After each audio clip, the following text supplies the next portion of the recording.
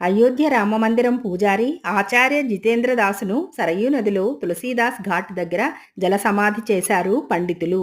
నదిలో మునిగిపోవటానికి పార్థివ దేహానికి బలమైన రాళ్లు కట్టినట్లు తెలిపారు. హిందూ సాంప్రదాయం ప్రకారం జల సమాధి చేయటం ఎంతో పవిత్రమైనదిగా భావిస్తారు. ఋషులు, పండితులు, మునులకు ఈ విధంగా చేస్తారు అంత్యక్రియలు. అయోధ్యలో జలసమాధికి ఎంతో ప్రాముఖ్యత ఉన్నది.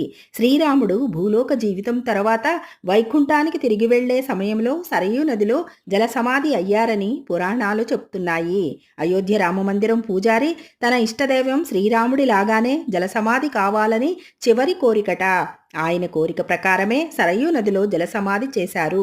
20 సంవత్సరాల వయసులోనే తన జీవితాన్ని ఆధ్యాత్మిక సేవకు అంకితం చేశారు ఆచార్య జితేంద్రదాస్.